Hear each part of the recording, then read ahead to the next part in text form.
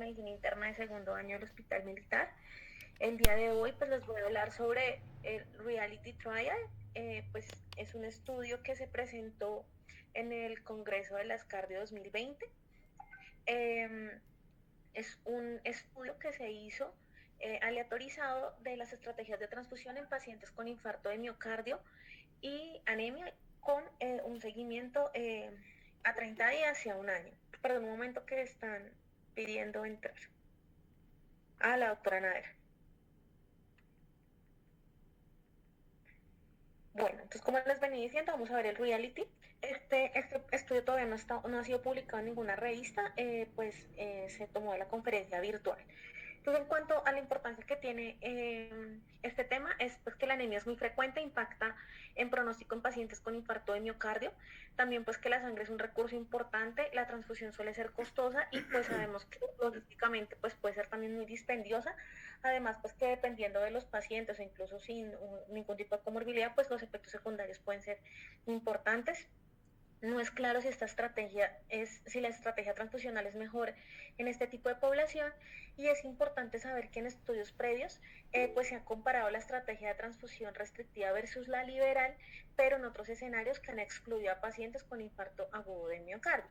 En cuanto a los antecedentes que tenemos, solamente como tal tenemos 2 estudios controlados aleatorizados que han tenido poblaciones muy pequeñas y que adicionalmente han tenido resultados discordantes. Entonces este es uno que se hizo en 2011 y fue publicado en el American Journal de Cardiología, donde encontraron que la estrategia conservadora era mejor que la liberal, pues dado que se evidenció que la transfusión liberal podía tener un aumento hasta 3 veces de riesgo de muerte.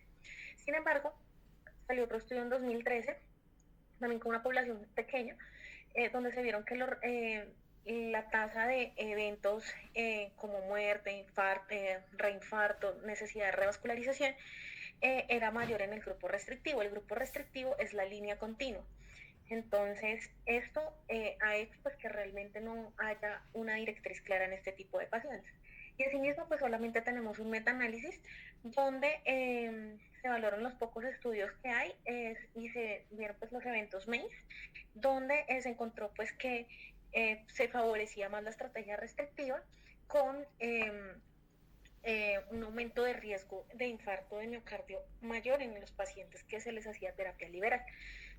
Sí, otra cosa importante, las guías de 2017 no mencionan como tal la, como una indicación ni una recomendación, y las guías de 2020 tienen únicamente esta referencia donde pues nos dice que en los pacientes con anemia sin evidencia de sangrado activo, pues la transfusión debe considerarse en casos en que el paciente esté hemodinámicamente inestable o que tenga un hematocrito menor a 25% o hemoglobina menor a 8 gramos de cilitro. Sin embargo, pues vemos que el grado de recomendación es solamente 2B, ¿sí?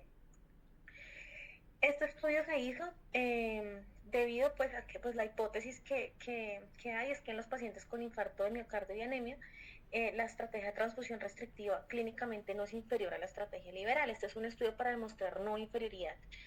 Y adicionalmente, mirar costos. Entonces, ellos también, entre su hipótesis de trabajo, era que iba a ser pues menos costoso, pues, porque no iba a tocar transfundir a los pacientes. Y también consideran que el aumento en la reactividad plaquetaria puede aumentar los eventos isquémicos que se pueden dar en los pacientes transfundidos. Entonces, el objetivo primario y secundario, pues básicamente fueron los mismos. Lo que cambia va a ser principalmente el tiempo de seguimiento. Entonces, en los primarios se evaluaron los eventos MACE, que fueron muerte, reinfarto, ACV o revascularización por isquemia a 30 días y costo efectivo a 30 días, mientras que en los objetivos secundarios pues era lo mismo, pero a un año. Estos son los criterios de inclusión y exclusión. Entonces los criterios de inclusión era que el paciente tenía que estar infartado, que no importa si era con elevación o sin elevación del ST, que estos últimos síntomas isquémicos que tenía el paciente hubieran sido menos de 48 horas respecto al ingreso, y que los pacientes pues tenían que tener una elevación de troponina, o sea, no puede ser una angina inestable. Estos pacientes debían estar anémicos con hemoglobinas por debajo de 10 gramos de cilitro, pero mayores a 7. Entonces, entre 7 y 10, en cualquier momento durante la hospitalización, debían tener consentimiento informado y tenían que tener un seguro médico. Y entre los criterios de exclusión, pues iban a estar aquellos pacientes que tienen estabilidad hemodinámica, teniendo así pues histólicas por debajo de 90 milímetros de mercurio, signos de hipoperfusión o requerimiento de soporte inotrópico. Adicionalmente, aquellos que, digamos, en el momento en que se fuera a hacer la aleatorización, ya estuvieran, se les hubiera hecho recientemente, pues por esa causa, una PCI o un bypass coronario, que tuvieran antecedente de cualquier enfermedad hematológica o que estuvieran cursando con un sangrado masivo que requiriera pues urgentemente transfusión de hemoderivados. En cuanto a la metodología, entonces fue un ensayo clínico prospectivo aleatorizado multicéntrico que, a diferencia de los otros estudios, pues tiene una población mucho mayor, es multicéntrico a pesar pues de que solamente se hizo en Europa, en 26 centros en Francia y 9 en España. Sin embargo, pues entre lo que referían en la charla, pues ahí no dicen cuál fue el tiempo, en qué periodo fue que se hizo el reclutamiento ni la recolección de datos, y ellos manifestaban pues que en todo su análisis estadístico se necesitaban 300 pacientes para tener un poder de 80% para demostrar que no hubiera inferioridad entre una estrategia y la otra, y que se necesitaban 315 en cada brazo para demostrar resultado clínico. Este estudio tiene algo muy característico, muy particular, y me pareció pues que era importante, y es que no estaba patrocinado por la industria, sino por el Ministerio de Salud. Entonces, pues tal vez uno puede tender a pensar que tiene pues unos resultados más objetivos. Entonces, la autorización se hizo que los pacientes que, dependiendo de qué grupo quedaban, si quedaban en el grupo de transfusión liberal, si estos pacientes tenían hemoglobinas menor o igual a 10 gramos de cilitro, se iban a transfundir para tener metas por encima de los 11 gramos de cilitro, y en el grupo restrictivo, pues la transfusión iba a ser determinada si el paciente tenía una hemoglobina menor a 8 gramos de cilitro, y en la meta estaban tenerla entre 8 y 10. La idea era pues tener esta estrategia, mantener la estrategia en cada paciente hasta el egreso o hasta que cumpliera 30 días de haberse incluido dentro del estudio, y pues se permitía la transfusión en cualquier momento en caso de que hubiera un sangrado evidente, activo y masivo, que hubiera una caída importante en los niveles de hemoglobina que no pudiera esperar pues estudios complementarios para saber su causa, y un choque después de la aleatorización. Entonces, pues inicialmente se tomaron estos 668 pacientes y se asignaron a los diferentes grupos. Sin embargo, pues 3 perdieron seguimiento en el grupo restrictivo y solamente uno en el liberal, y finalmente finalmente se excluyeron algunos porque pues hicieron violación de los protocolos, o que no tenían como tal los criterios de inclusión. Entonces pues finalmente quedaron 342 del brazo restrictivo y 324 del grupo eh, con estrategia liberal. Entonces estos son como los grupos, los grupos poblacionales de cada grupo. Y pues como podemos ver, las edades eran muy similares, la proporción de hombres también. El antecedente más importante de estos pacientes era hipertensos, el segundo era que fueran diabéticos, y muchos de estos pacientes, incluso ya en sus antecedentes, tenían síndromes coronarios agudos, fallas cardíacas, y algunos pues ya habían requerido intervención pues por alguna de estas patologías. También tenían fibrilación auricular. Asimismo, el infarto más frecuente en el momento del ingreso en ambos grupos fue el infarto sin elevación del ST. El KILIP más frecuente fue el KILIP-1, y pues posterior ya a esto, algunos pacientes, como podemos ver ahí, pues requirieron ser llevados a intervenciones por hemodinamia y pues por cirugía cardiovascular. Entonces, estos fueron los niveles de hemoglobina de los pacientes en el momento del ingreso, y también los pacientes que requirieron transfusión de sangre. Entonces, pues como podemos ver en la estrategia liberal, pues dado ese rango que manejaban, pues la transfusión fue muchísimo mayor en estos pacientes que en los pacientes con estrategia restrictiva, perdón. Entonces ya cuando se evaluaron los resultados y comparando ambos grupos, en cuanto a los eventos MACE, como podemos ver, los pacientes con estrategia restrictiva pues los presentaron en un 11%, mientras que los de estrategia liberal en un 14%, una diferencia únicamente de un 3%, con un margen de no inferioridad adecuado. O sea, se evaluó que realmente pues no había diferencia. Sí, pues aparentemente la estrategia restrictiva pues era menos mórbida, pero de todas maneras pues no es significativamente eh, estadísticamente significativa, y pues realmente ese era pues el objetivo de ellos, mirar que no tuviera inferioridad. Estos pues fueron ya a más largo plazo, donde también pues se demostró que no había diferencia. Y como podemos ver, esta pues es la curva de Kaplan-Meier, donde se ve que las dos estrategias pues son muy pegadas unas a las otras, entonces pues no hubo diferencia. En cuanto a los resultados secundarios, pues realmente muy similares, como podemos ver, tanto en todas las causas de muerte como en recurrencia del infarto de miocardio y como ACV no fatal. ¿Me escuchan? Sí, sí, Sí. Sí, qué pena, es que pensé que se había ido la señal. Vale. Y entonces, en cuanto a los puntos de seguridad, entonces lo que se pudo observar, pues claramente era pues que en la estrategia restrictiva, pues había menor riesgos de infección, porque pues las transfusiones también se asocian a infección, y asimismo, al estar menos expuestos a transfusiones, pues el riesgo de injurias pulmonares era menor. Entonces, eso era pues como los que tuvieron una importancia, unas P significativas, como podemos ver en cuanto a una diferencia de una estrategia respecto a la otra.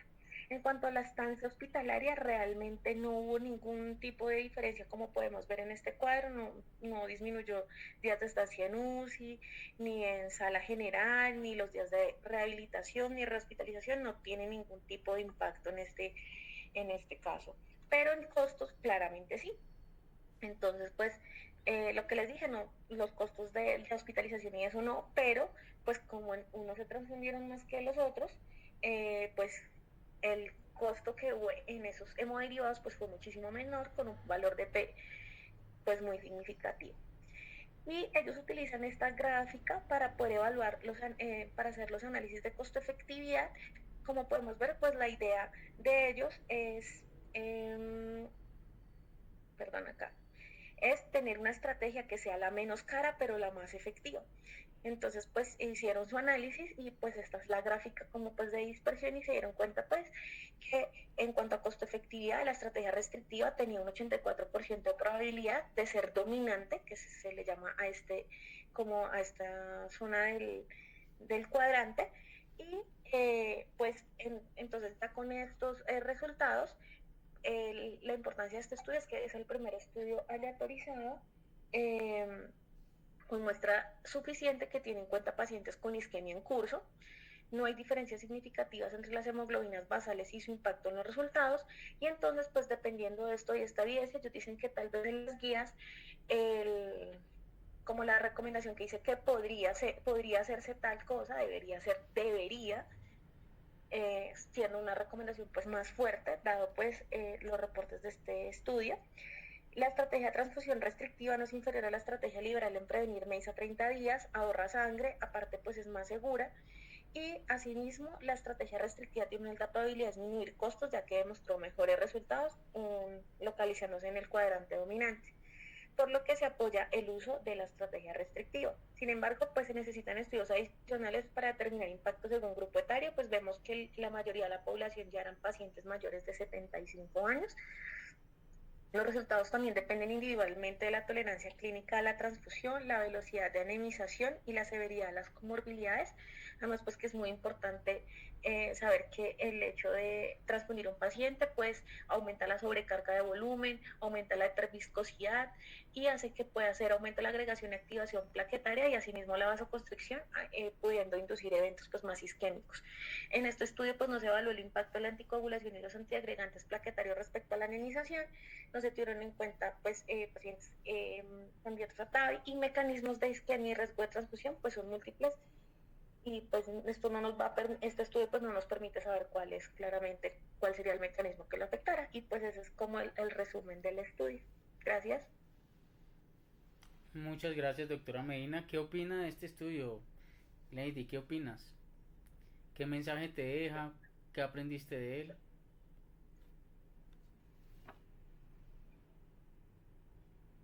Pues me pareció un estudio bastante interesante, no sé por qué todavía no lo han publicado en ninguna revista. Eh, pues me parece que, digamos, para un país como este que tiene tanta limitación de recursos es muy importante, pero que sí debe haber pues como claridad en que la directriz sea esa, porque pues realmente pienso que a veces las transfusiones, pues claramente hay que individualizar a los pacientes, pero creo que no hay como una claridad frente a cómo se debe utilizar esta estrategia, pues que a veces realmente sí es muy necesaria, a veces toca pues transfundir a los pacientes, pero pues me parece un estudio muy interesante, me pareció chévere, me gustó. ¿Algún comentario? ¿Alguien más? Gracias. Lady, un favor, ¿tú me podrías dejar ver la diapositiva donde tenías los niveles de hemoglobina más bajos? Posible, o sea, que hubo en el estudio. Sí, déjame, ya te busco la tablita. Pues claramente ustedes saben que esas imágenes me tocó recortarlas porque pues no, como de la, espérame, ¿ahí la ves? Debes volver a compartir la Ok. pantalla, Lady, y no te preocupes porque así toca. Generalmente en estos congresos, mira que ni siquiera han publicado el renal, el de Apixaban con Mm. pacientes con... Porque eso tarda, ¿no? Tarda en que los publiquen, los editores, las ediciones, etcétera, etcétera, etcétera. Me gustó mucho de este estudio que por lo menos nos ponen una meta, ¿no? O una meta no, sino un rango de seguridad que de pronto Un se valor. construyó, un valor, un punto de corte, que de pronto hasta ahora era algo difícil de lograr localizar. Uno de pronto busca en la literatura y no es tan fácil o no era tan fácil poder determinar el punto de corte para iniciar soporte transfusional. Porque está la teoría de que si alguien tiene un infarto agudo del miocardio, en el escenario del infarto agudo deberíamos mantener niveles o metas de hemoglobina por encima de 10. Entonces, no es infrecuente encontrar aún personas que transfunden pacientes para mantener metas por encima de 10, así la hemoglobina esté en 9, 8, 5, no importa, los transfunden. Y las transfusiones no son tratamientos inocuos, son tratamientos que conllevan riesgo de infección, riesgo de trali, riesgo de sobrecarga asociada a transfusiones, riesgo además de que estos pacientes durante la transfusión nos presenten edema pulmonar y obviamente pues no estaba tan claro el beneficio. Y mira que no hay ninguna, o bueno, por lo menos no es inferior esperar a que de pronto tengamos hemoglobina. Lo que pasa es que el listón sí creo que lo dejaron aún muy alto. 8 de pronto es muy alto, pero pues digamos que es el punto de corte que hay. No sé qué otros comentarios tienen. Pues a mí me pareció interesante porque como en otros escenarios que ya conocemos, en sepsis se ha intentado buscar una meta de hemoglobina, en falla cardíaca estable, no en infarto, y en el pues, paciente crítico también, y lo que el estudio buscaba era eso, como dice el profe, una meta o un objetivo de hemoglobina, pero pienso que estos estudios fracasan es porque son muy heterogéneos y buscar un punto exacto para poner una meta global para todos los pacientes pues no es lo adecuado, y como tiene que uno individualizar la conducta con cada uno, pues por eso fallan en buscar como una meta exacta, y pues mejor tener un rango es como lo más adecuado. Sí, yo estoy de acuerdo. Estaba mirando aquí los valores. Si ustedes observan, el valor más bajo de hemoglobina siempre fue 8. En realidad nunca estuvo por debajo de 8. Porque el estudio nos sugiere que en realidad, pues esto nos afianza ya lo que nos teníamos algunas nociones, y es que el paciente con hemoglobina de 8 o más, en el contexto de un síndrome coronario agudo, pues no debería ser transfundido. No tendría indicación con o sin elevación del SP. Y pues ya la guía nos lo deja un poco más claro. Habría que mirar con puntos más bajos, de pronto entre 7 y 8 qué diferencias podrían haber, pero este estudio nos deja claro que 8, en realidad 8,3, ya uno no debería transfundir a estos pacientes con hemoglobinas por encima de 8, independiente del momento de la hospitalización donde se encuentren. Entonces recordemos un poco algo de historia de medicina. Sí, recuerden que yo creo que todos aquí hemos escuchado de que en paciente con cardiopatía deberíamos mantener hemoglobinas por encima de 10. La evidencia para eso no es tan fuerte, ¿listo? Pero mira que acaban de mencionar el TRIX. El TRIX es más de cirugía cardiovascular y nos hablan de un punto de corte de 7.5. El TRIS, bueno, y de choque cardiogénico es el TRIX, perdón. El TRIS es de sepsis también, 7.5. El estudio que no tiene nombre, que es de hemorragia gastrointestinal, 7. Entonces digamos que ese número mágico de 7, cuando uno lo mira realmente la evidencia, bueno, no es tan fuerte, pero ya tenemos por lo menos un punto de corte en infarto para no aguantar los pacientes. y probablemente consolidó la evidencia este estudio de mantener los niveles, de ser de pronto más bien tranquilos y no buscar desesperadamente hemoglobinas por encima de 10, que digamos que aún hay personas que lo hacen, ¿no? ¿Qué opina la doctora Nader que iba a hablar? Buenas tardes.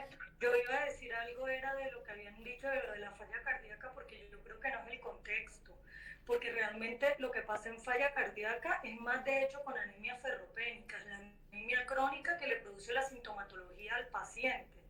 Y de hecho tú le corriges el hierro con las indicaciones que hay, que si el hierro, o sea, teniendo en cuenta la saturación de transferrina menor a 20 y eso, pero para mejorar sintomatología. De hecho, no impacta mortalidad ni nada de eso. Pero, o sea, son cosas diferentes. No es que el paciente en enfermedad, en insuficiencia cardíaca, tiene hemoglobina de 8, entonces tú lo vas a salir a transfundir. No, porque realmente esa no es el manejo de la anemia en la falla cardíaca. Entonces son contextos muy diferentes a lo que estaban hablando. O sea, tú no buscas tanto metahemoglobina en estos pacientes, sino corregirla a los pacientes que están sintomáticos y que tú crees que realmente la anemia es lo que le está perpetuando los síntomas. Cuando ya lo tienes en manejo óptimo y todo eso y sigue con sintomatología, ahí es donde tú intervienes, pero es un contexto muy diferente. Y en cuanto a esto, pues realmente me parece que sí es un muy buen estudio, porque era lo que tú decías, realmente transfundir a un paciente no es inocuo. Y en un síndrome coronario agudo, en donde pueden haber muchas complicaciones, pues transfundirlos para llevar a metas de 10 o más, realmente hay que pensarlo en el momento ese. Entonces yo sí creo que esto va a cambiar muchísimo y vamos a disminuir las transfusiones y eso, porque realmente sí fue contundente en lo que ellos muestran preliminar, en que realmente no hubo ninguna diferencia entre tener esa hemoglobina u otra. O sea, realmente yo creo que sí es súper importante este estudio. Muchísimas gracias, doctora Nader. Y es completamente cierto lo que dice la doctora Nader. En falla cardíaca, de pronto, si alguien aún no ha rotado por cardiología, recuerden que en falla cardíaca, en pacientes que ustedes tienen tratamiento, metas óptimas, no necesariamente, pero preferiblemente cuando llegan con anemia, uno debe buscarle ferropenia, porque hay ferropenia por falla cardíaca. Entonces la definen como una ferropenia propiamente dicha, la ferritina por debajo de 100. Y entre 100 y 300 es una ferropenia funcional, pero ahí tendrás que tener la otra condición, que será una saturación de transferrina por debajo del 20%. Y ahí es cuando le pones hierro parenteral, no hierro oral. Listo. Exacto, tú no lo vas a transfundir, es simplemente tienes toda la razón. La ferropenia. Tienes Entonces, toda la razón. No era el contexto para esto, y eso solamente te puede ayudar a disminuir sintomatología y por ende de pronto hospitalizaciones, pero sí, no impacta en nada más. De acuerdo completamente. Listo, si alguien más tiene algún comentario, bienvenido. Sí, quería hacer un comentario de la anemia ferropénica. Claro. Pues no sé si porque estaríamos frente, digamos, en el contexto de la falla cardíaca, estaríamos hablando de una enfermedad crónica. Pues ahí sí el contexto sería la ferritina por debajo de 100, porque se estaría mezclando junto con la ferropénica, porque si estamos solamente frente a una ferropénica, el nivel de ferritina sí es muchísimo más bajito, ¿no? Es por debajo de 30. Nada, era así como un apunte. Listo, sí. Pero no, en falla cardíaca, o sea, la guía te dice, le corrige hierro parenteral si está menor a 100, o si está entre 100 y 300 o 299 ponen ellos, sí, si la saturación de transferrina es menor a 20. O sea, eso sí tiene indicación de colocarle carboximaltosa endovenosa. De acuerdo. Así es como están los estudios. Tienes toda la razón. Listo, continuemos. Siguiente estudio. Muchas gracias a todos. Bueno, Lady, ¿qué tienes que decir? Y continuamos. Por favor, vamos alistando la siguiente charla. Muchas gracias, muchachos. No, fue sin querer que puse el micrófono. Gracias, Doc.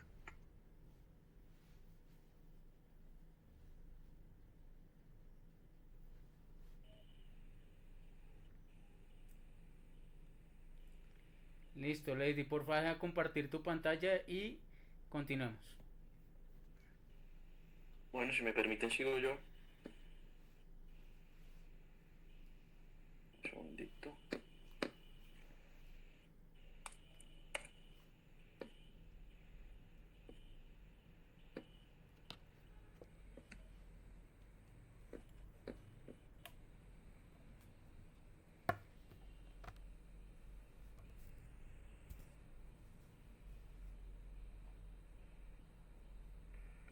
allá ven mi pantalla, me confirmen, por favor. Listo, tenemos Sí, Santi. imagen y buen sonido, muchas gracias. Listo, perfecto.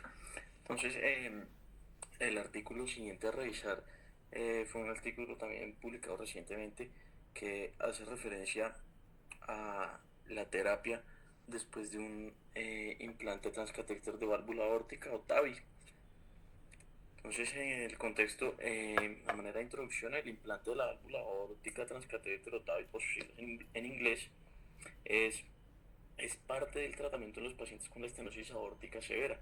En general, los pacientes que se hace implante de TAVI, se ha descrito un sangrado en un 3 a 13% de los pacientes, ACV a un año en 1 a 12% de los pacientes.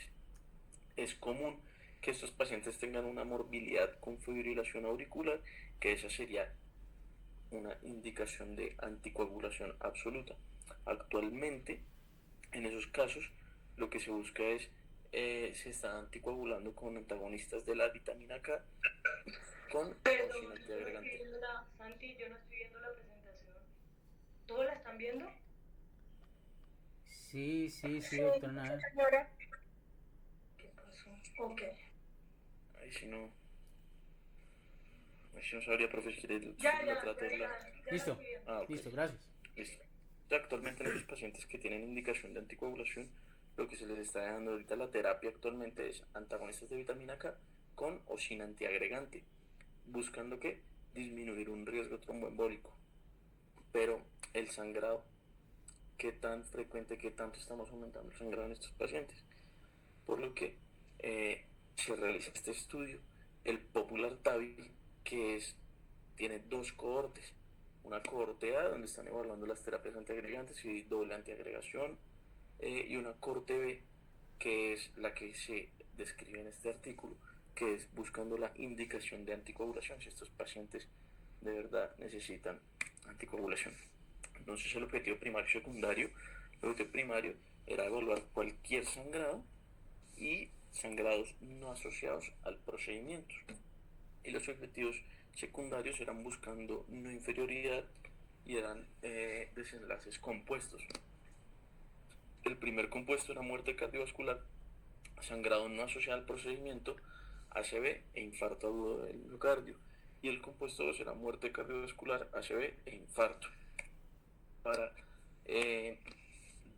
definir lo que era un sangrado no asociado al procedimiento o un sangrado severo, entonces ellos usaron estas dos escalas de las asociaciones vasculares y sangrado, y lo que se definía como un BARC tipo 4, que era un sangrado severo, era lo que ellos describían como un sangrado intracraneal en 48 horas, una esternotomía para controlar el sangrado, pacientes que requieren una transfusión de 5 unidades de glóbulos rojos en 48 horas, o que tuviesen un drenaje de más de 2 litros por tubo de tórax en 24 horas. ¿Qué pacientes se incluían? Pacientes candidatos a TAVI, esto era decisión del grupo cardiovascular que llevaba al paciente al procedimiento, pacientes que tuviesen indicación con anticoagulación a largo plazo, en la gran mayoría de casos era fibrilación auricular, y pues que hayan un adecuado diligenciamiento del consentimiento informado. Y eran pacientes que tuviesen un implante de stent medicado hace menos de 3 meses, un implante de stent no medicado en menos de un mes, o que tuviesen alergia o efectos adversos al clopidogrel. Entonces, ¿cuál era la metodología del estudio? Es un ensayo clínico controlado multicéntrico. Los pacientes se reclutaron en 17 centros europeos. Fueron 326 pacientes aleatorizados, y lo que se buscaba, lo que se había calculado previamente era por lo menos una muestra de 280 pacientes para un poder del 80%. Todos los pacientes tenían indicación de anticoagulación, sea con antagonistas de vitamina K, buscando en metas un INR2, o con anticoagulantes directos o DOACs. La muestra total que se llegó a analizar después de pacientes que no cumplieron todos los criterios de inclusión fueron 303, y se hacía una aleatorización 1 a 1, a ver qué se veía en 2 ramas. Los pacientes tenían solo la anticoagulación, sea antagonista de vitamina K o DOAC, versus anticoagulación más clopidogrel, dosis de clopidogrel, sea una dosis de carga de 300 miligramos, y se continúa a 75 miligramos día por 3 meses. Se hacía seguimiento a 30 días, 6 meses y el seguimiento lo hacían con un cuestionario para evaluar si el paciente había tenido sangrados o algún efecto adverso al tratamiento, y también se les hacía un seguimiento con un ecocardiograma transcraniano a 6 meses. Entonces esta es la tabla donde fue 326 pacientes que son aleatorizados en el brazo de anticoagulación monoterapia. 7 fueron excluidos, en el de clopidogrel anticoagulación 6, y se llevaron entonces en un total 313 pacientes a análisis. 157 completaron los de anticoagulación monoterapia y 156 en la terapia combinada. Entonces, antes de empezar a hablar de los resultados como tal, sí es importante siempre revisar estas tablas y asegurarse que la población en los dos grupos de estudio fuesen homogéneas, que en este caso lo son. Usualmente eran pacientes ancianos, predominantemente mujeres, con una clase funcional, la gran mayoría entre 3 o 4 de manija.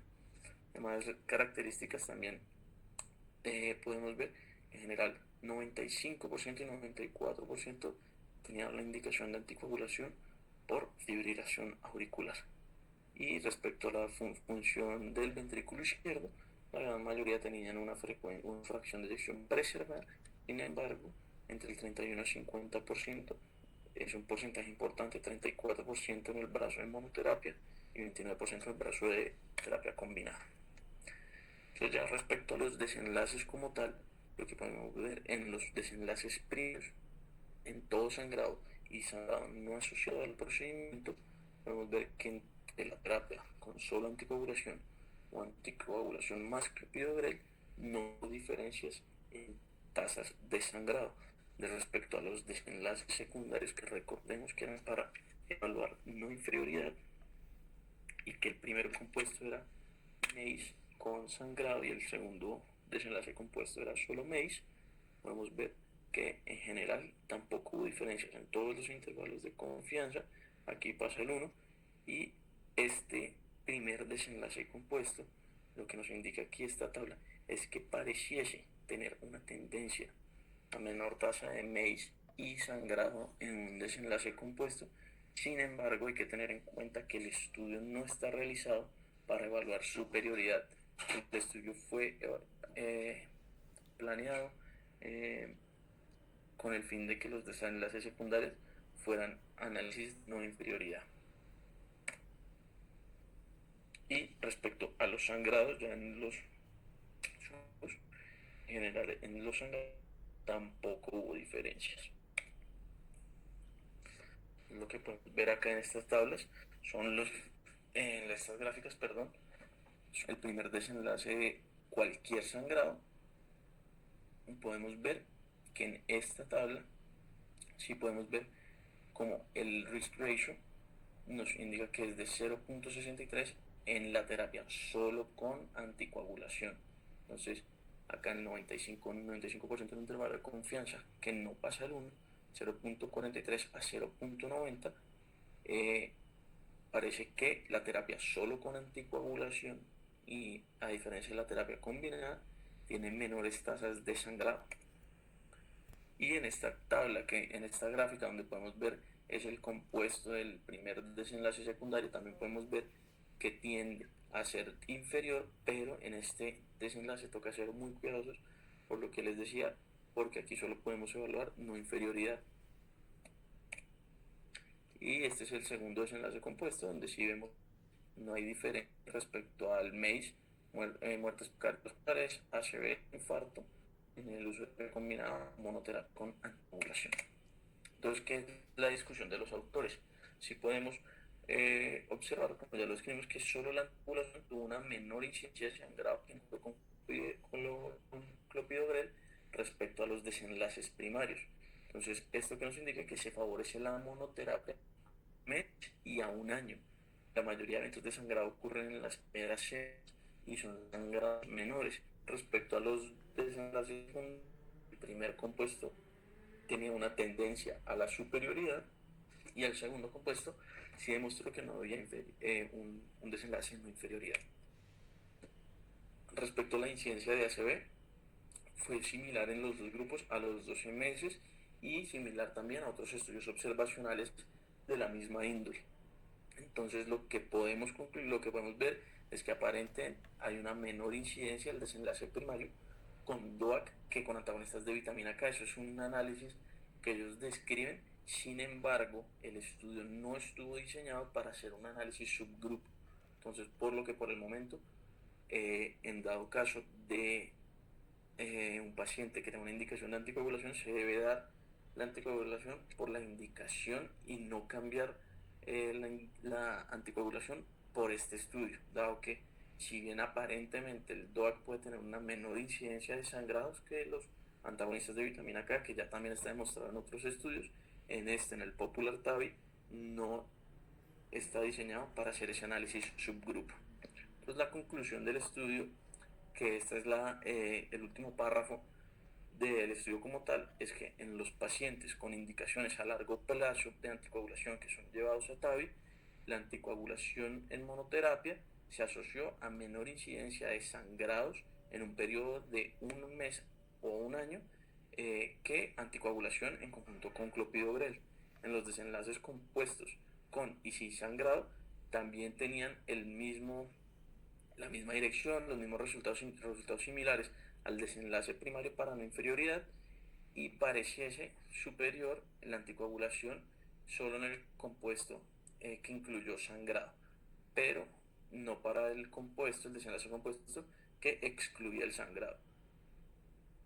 Pero ¿qué limitaciones tiene este estudio?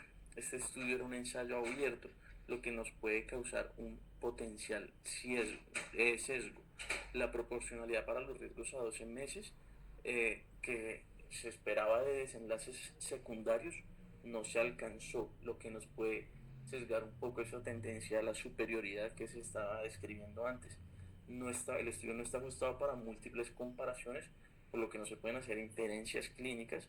No hay estudios los estudios sin indicación de anticoagulación, que es la cohorte A de estos pacientes, que es lo que se está evaluando, pacientes que no tienen indicación de anticoagulación a largo plazo.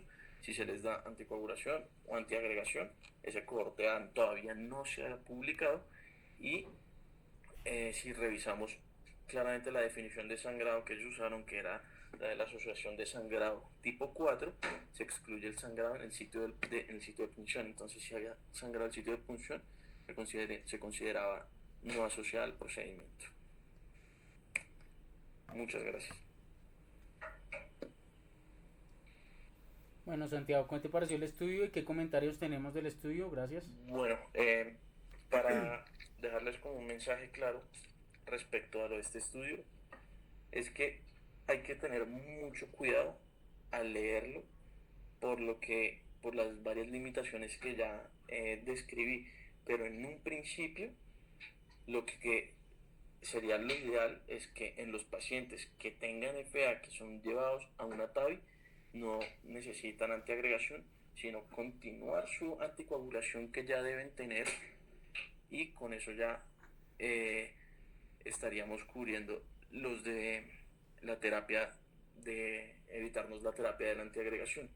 Sin embargo, hay varias cosas, y es que entre las partes del estudio que no se evalúan si por la falta de antiagregación hay peores desenlaces, como por ejemplo daño de la válvula o derivados al respecto. Entonces siempre hay que tener mucho cuidado, y me interesa mucho también lo que vaya a reportar la cohorte A de este grupo de investigación.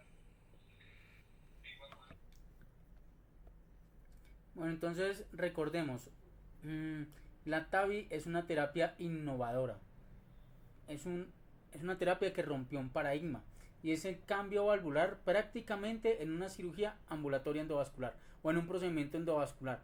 Eso no lo habíamos visto nunca.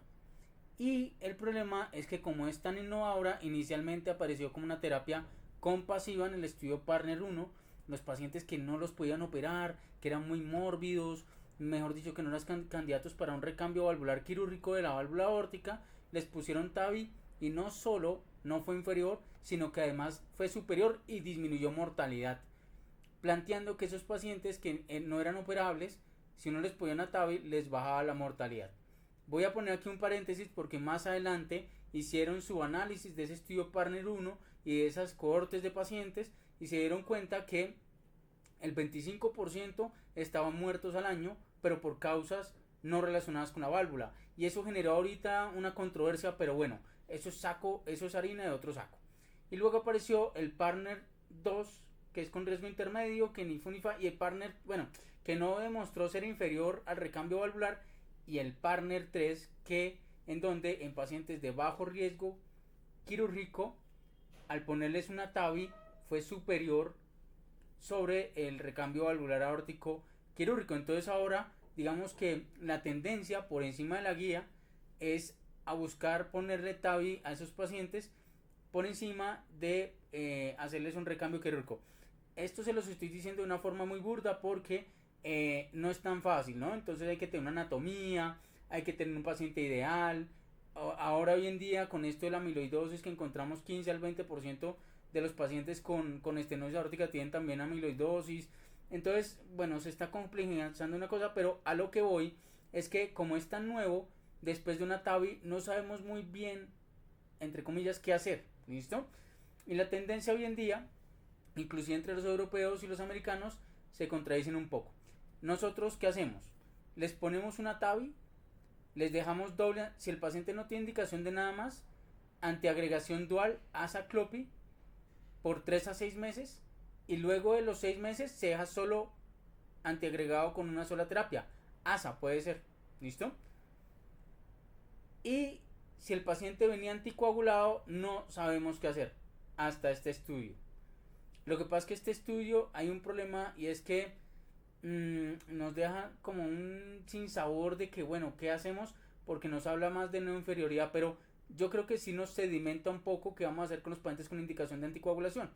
Entonces, si el paciente por alguna razón viene con indicación de anticoagulación, ya sabemos, por lo menos con el Popular TAVI, que los vamos a dejar anticoagulados en monoterapia y que no le vamos a adicionar ese segundo antiagregante que era de pronto lo que la guía uno lo intentaba como intentar empujar hacia allá. ¿Listo? Entonces, ¿qué nos resolvió el Popular TAVI? Que los pacientes, en esta que es la cohorte B, que los pacientes que vienen con indicación de anticoagulación no los dejo ya con antiagregación dual ni mucho menos terapia triple, sino que probablemente dejarlos anticoagulados en monoterapia es no inferior a dejarlos anticoagulados más la otra antiagregación. ¿Qué opinan? ¿Qué comentarios? Falta la cohorte A, pero ahorita hablamos de eso, ¿vale?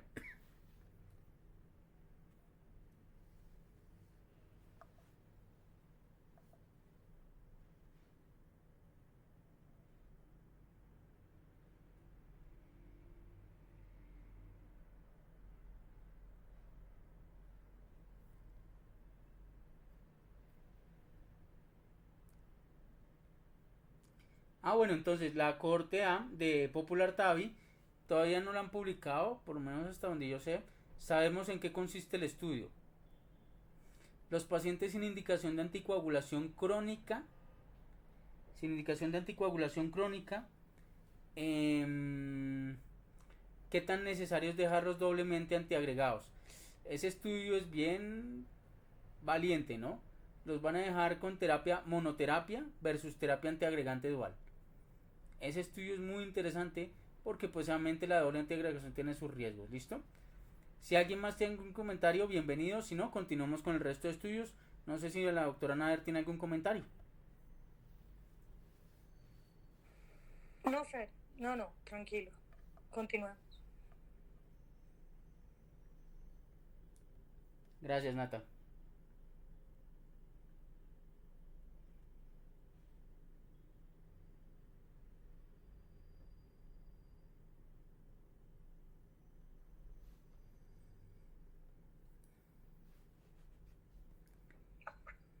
Este estudio, hola Diego, ¿cómo estás? Este estudio AFNet rompe otro paradigma, ojo con este estudio, ojo el escenario en donde están metiendo a estos pacientes y ojo cómo detectaron la fibrilación auricular, no es cualquier fibrilación auricular, entonces pongámosle cuidado a este estudio porque este estudio es otro estudio que rompió paradigma. Bueno, entonces vamos a empezar con este estudio. fue publicado en el New England Journal of Medicine y registrado en el Congreso Europeo de Cardiología que pasó ahorita en agosto. Entonces, como introducción, a pesar de que el manejo médico óptimo que tenemos hasta ahorita de los pacientes con FA, que incluye la anticoagulación, principalmente como, digamos, piedra angular, los pacientes aún presentan eventos cerebrovasculares en cardíaca y muerte cardiovascular que registran de 5% de los pacientes por año. Se describe en la introducción del artículo que el 35 y 50% de los pacientes con FA mueren a los 5 años y hacen acá digamos, la introducción de un término muy claro y es como digamos, la indicación inicial de los pacientes que entraron en el estudio y es un término que ellos colocan como una fibrilación auricular temprana definida como pacientes que presentaron fibrilación en el último año. Solamente estos son los pacientes que van a incluir o que, digamos, en el futuro, de acuerdo a los resultados que ya vamos a ver, podríamos incluir dentro de los hallazgos que encontramos en este estudio. Ellos describen que estudios previos, principalmente, pues, específicamente la AFIR, habían fallado en demostrar superioridad del control de ritmo versus control solamente de la frecuencia, usando medicamentos antiarrítmicos en pacientes con FA establecida. Sin embargo, ellos hacen la salvedad que actualmente hay nuevos medicamentos antiarrítmicos, específicamente la dronedarona, que por sí sola ya ha demostrado reducción momentánea en pacientes con FA y desenlaces cardiovasculares y digamos el desarrollo de los últimos años tan amplio que ha habido respecto a la ablación, que actualmente ya sabemos que son seguros en pacientes que tienen FA y alguna condición cardiovascular concomitante. Un inicio temprano del control del ritmo y la combinación de medicamentos antiarrítmicos o ablación debe mantener el ritmo sinusal más efectivamente que el manejo usual. Entonces, dentro de las cosas que ellos hablan de introducción, recordar esto es de la guía europea también que publican recientemente. Entonces, la prevalencia global de la fibrilación auricular se describe 43.6 millones de individuos que tienen fibrilación auricular y vemos que en Colombia está dentro del grupo, digamos, de intermedio, y se describe que a los 55 años aproximadamente el 37% de los pacientes van a tener fibrilación auricular. Entonces es un estudio realmente grande, seguimiento de más de 5 años. En el 2013 publicaron inicialmente las pautas o digamos que el protocolo del estudio. Entonces es un estudio prospectivo, abierto, aleatorizado, de grupos paralelos.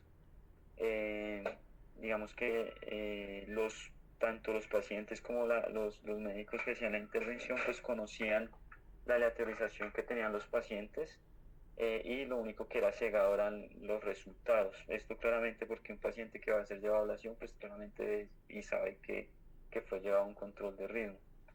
Hubo en el estudio pues una junta independiente de monitoreo de los datos y seguridad. Los eventos adversos se analizaron también por un comité independiente, es decir, analizaron los eventos sobre los desenlaces primarios un comité y los adversos otro comité diferente, lo cual hace pues digamos que ciega estos dos resultados también. Fue seguido y fue apoyado por las dos sociedades principales, la AFNET y la Sociedad Europea de Control o de Ritmo, y Hamburgo fue la ciudad que actuó como unidad o la estadística central. Realmente los patrocinadores del ensayo no influyeron en el diseño del estudio ni en la recuperación de los datos, tampoco en la elección del tratamiento de control de ritmo, ni en el análisis o la decisión de publicación.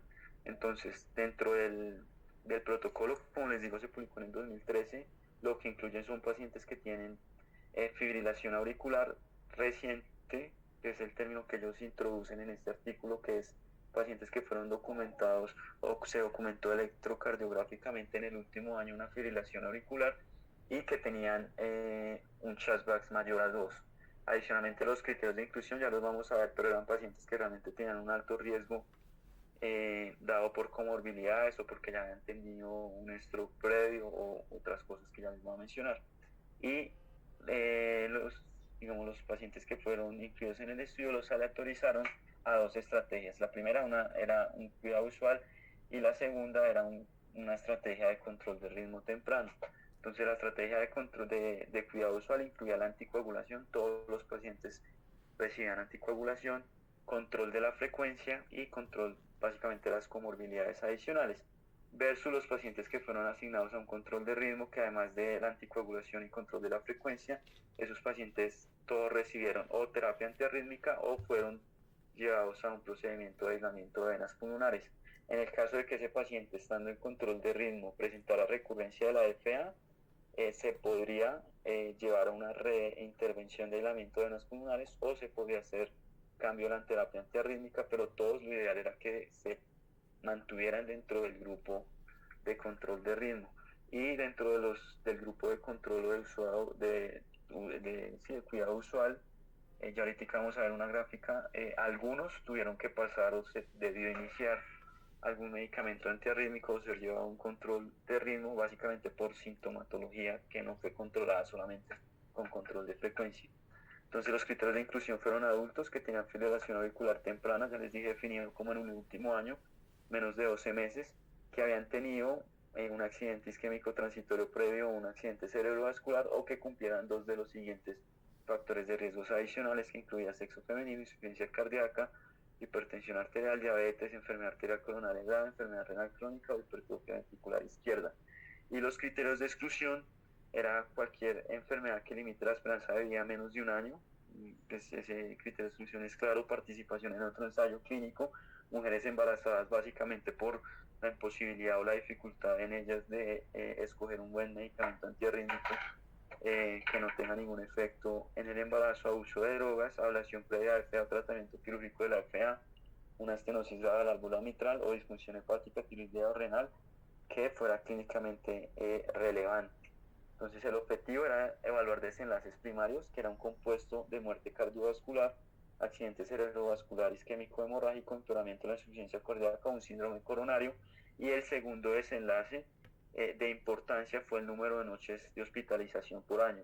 Ellos quisieron realmente evaluar este segundo desenlace como primario, digamos, para hacer una comparación si la terapia o llevar a sus pacientes a una terapia de control de ritmo, principalmente cuando era llevada a procedimientos quirúrgicos, impactaba significativamente en el número de tiempo de hospitalización, y esto correlacionado con los costos. Entonces, dentro del objetivo del estudio y dentro de las cosas preliminares del estudio, entonces lo que ellos buscaban era una reducción del 20% del desenlace primario.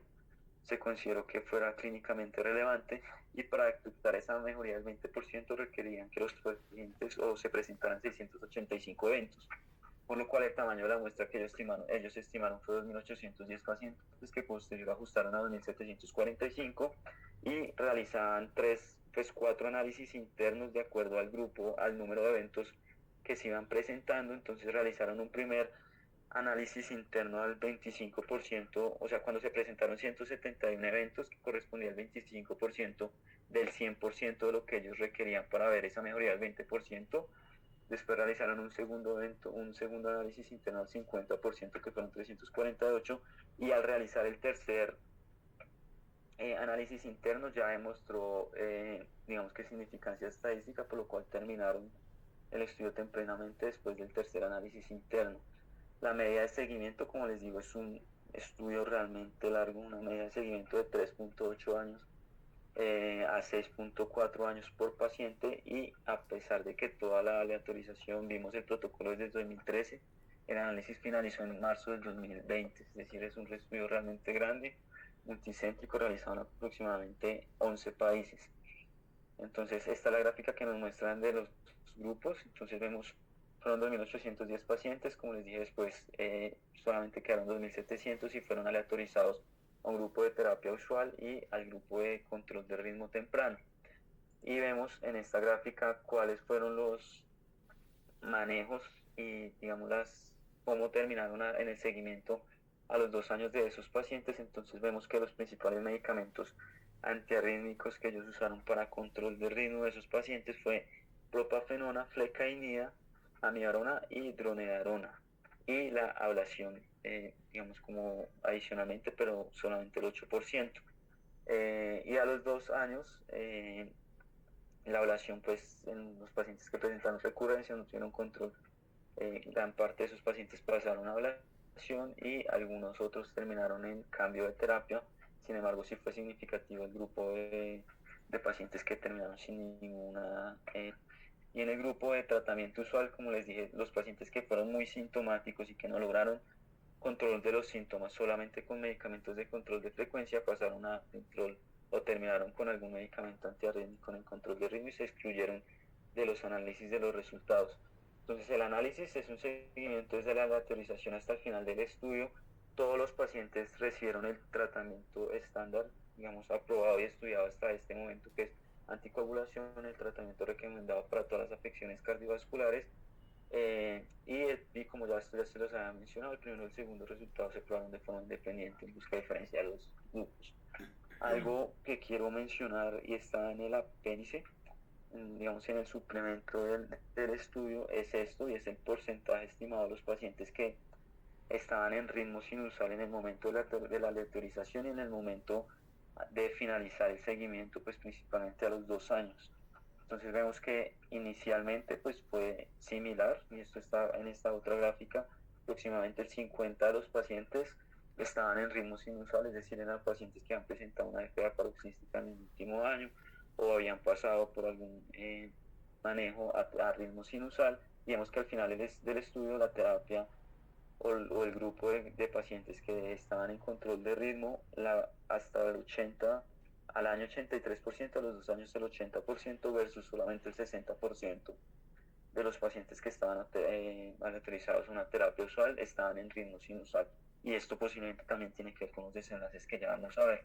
Todas las características clínicas y demográficas, la edad 70 años en medio, esto era lo que les mencionaba.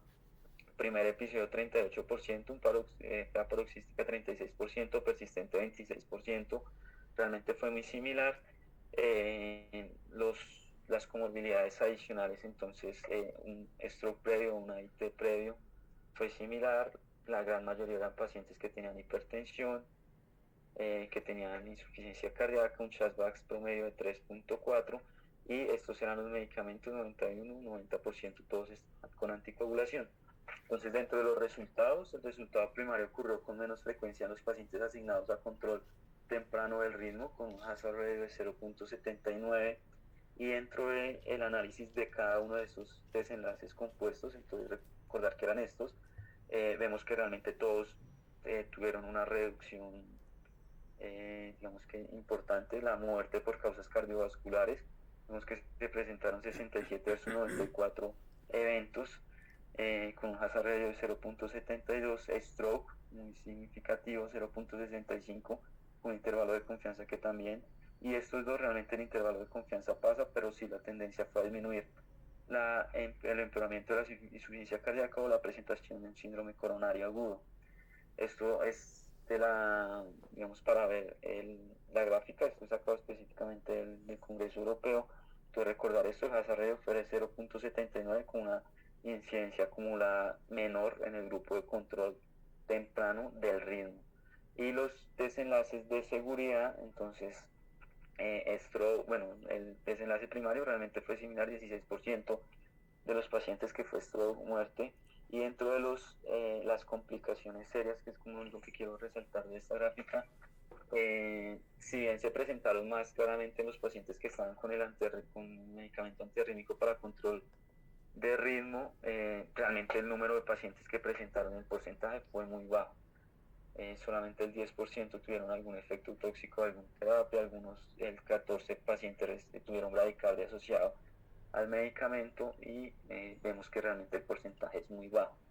Y esta gráfica, que también está en el contenido suplementario, vemos que la tendencia de todo fue a favor del control de ritmo, pero quiero resaltar 3 cosas que me parecen importantes y que de pronto no se resalta mucho en las conclusiones del estudio ni en el análisis de los autores, y es cuáles tuvieron probablemente mayor beneficio. Entonces vemos que los pacientes que tuvieron historia de stroke, realmente la tendencia fue mucho más a favor de el control de ritmo. Los pacientes que tenían un Chasvax más alto, también digamos que la tendencia fue mayor al control de ritmo, y los pacientes que tenían insuficiencia cardíaca con fe menor al 35%. Digamos que concluyendo un poquito respecto a esta gráfica y a lo que quería resaltar acá, posiblemente estos 3 grupos de pacientes sean los que mayor beneficio tengan con la terapia de control de ritmo. Entonces, la discusión de los autores, la estrategia de iniciar la terapia de control se asoció con un menor riesgo de muerte por causas cardiovasculares durante el seguimiento a los 5 años. No afectó la cantidad de noches, bueno, se me pasó decirlo en la gráfica anterior, pero entonces la cantidad de noches que pasaban esos pacientes en los hospitales o en el hospital realmente no tuvo ninguna diferencia de importancia, y la mayoría de los pacientes, más del 70%, estaban asintomáticos a la 1 de los 2 años. Algo adicional que ellos hablan dentro de su discusión es que estudios anteriores no mostraron mejores resultados.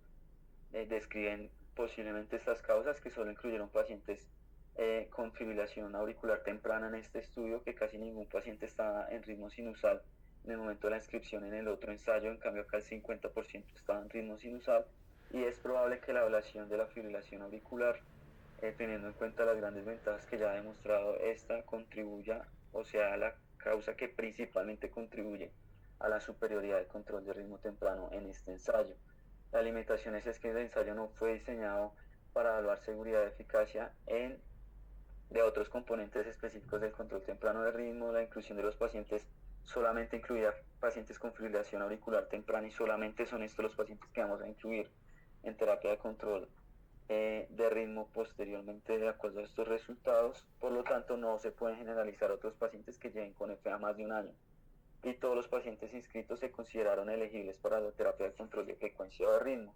Entonces ellos hablan que eso puede ser una limitación, dado que probablemente excluyó a los pacientes más sintomáticos, porque estos pacientes más sintomáticos pues siempre van a terminar en un control de ritmo si no tuvieron solamente, digamos, resultados con control de frecuencia.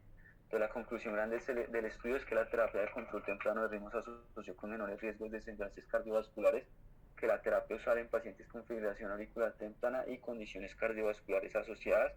Digamos que eran pacientes que tenían alto riesgo, y les mostré cuáles eran para mí los grupos de estos pacientes que posiblemente se beneficien más de esta terapia. Y lo último que quiero mostrar es esta gráfica que me pareció interesante, que también mostraron en el congreso, y nos comparan o nos muestran cuál es la incidencia de stroke y de muerte cardiovascular en los diferentes estudios que han habido, pues principalmente anticoagulación, y en este nuevo estudio que es el IST-AFNET, y vemos que realmente entonces, si vemos cuál ha sido la tendencia de mortalidad, comparando por ejemplo en el estrotrapixaban con la terapia de warfarina, el rivaroxa o el Relay, vemos que la mortalidad, a pesar del anticoagulante, si bien redujo significativamente, vemos que la terapia usual fue inclusive menor, y si le agregamos esta terapia de control de ritmo temprano, realmente la reducción de la mortalidad en estos pacientes es muy significativa. Y listo, muchas gracias. Muchas gracias, doctor Diego. ¿Qué te pareció el estudio? No, pues como usted dijo al inicio, me parece que esto sí va a cambiar todo. Realmente busqué en la guía europea y ahí dice que estaba pendiente, pero no alcanzan a incluir nada del estudio.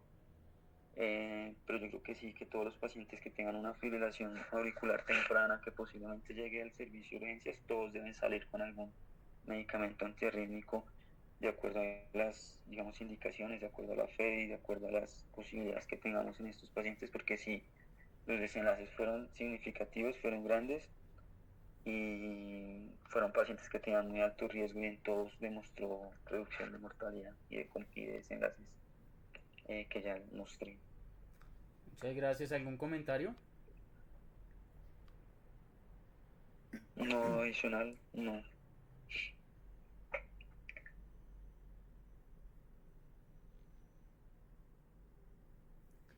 Bueno, entonces antes de este estudio de AFNET uno tiene que centrarse cómo estaba la historia.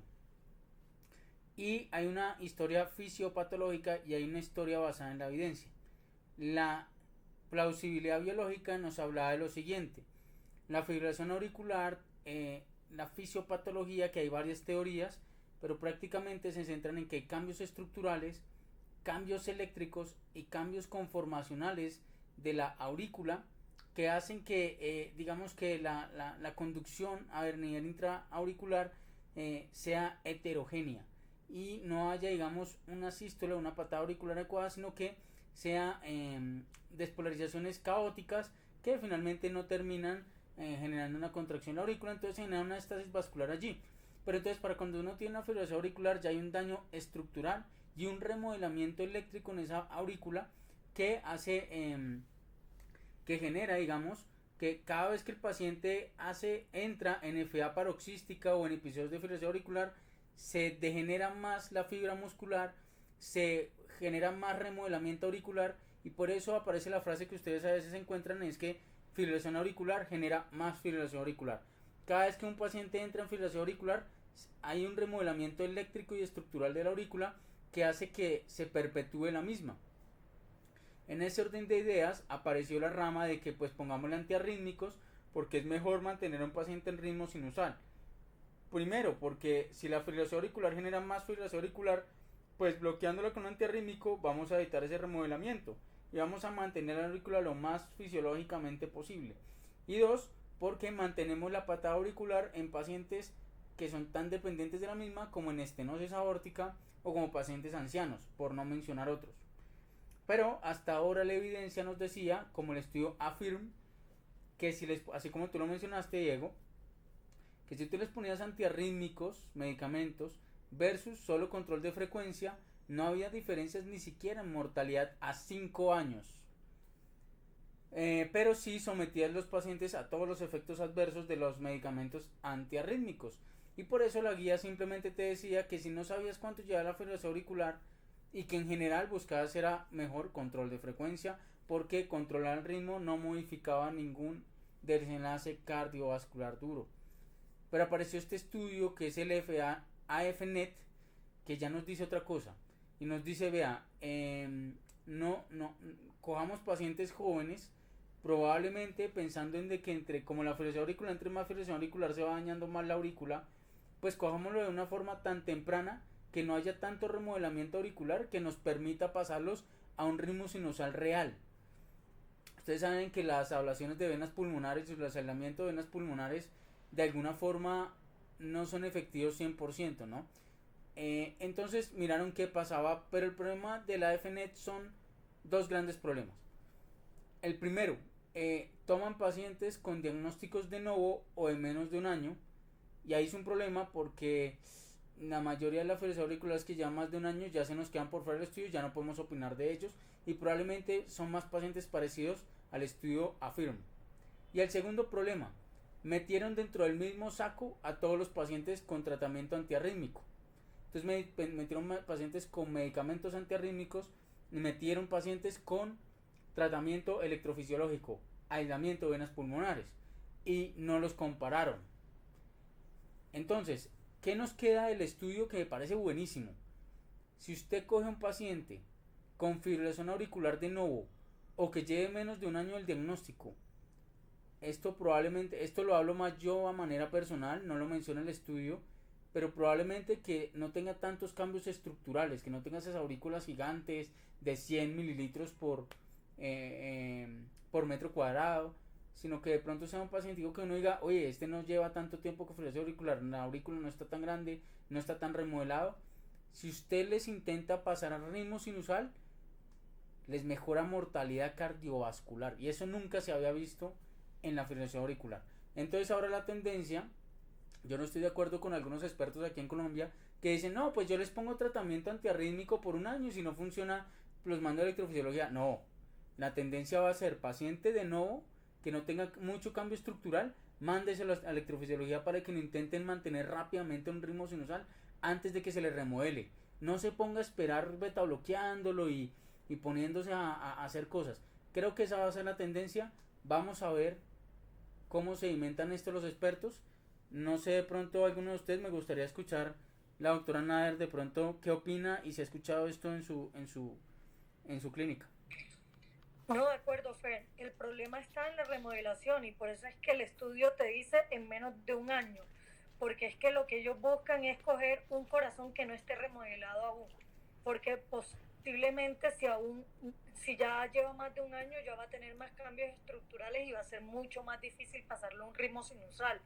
Pero es que todo, o sea, mientras que uno pueda tener a un paciente en un ritmo sinusal, pues es lo mejor y lo más fisiológico que el paciente necesita, que se perpetúen los daños y que se dilaten las aurículas, que se remodele, lo que tú decías de mantener a un paciente que realmente necesita esa patada auricular y que la tenemos perdida, la fibrilación auricular, pues esto va a cambiar totalmente. Y igual, esto siempre lo hemos discutido, por ejemplo, en mi servicio, siempre ellos van a buscar mantener a un paciente en ritmo sinusal.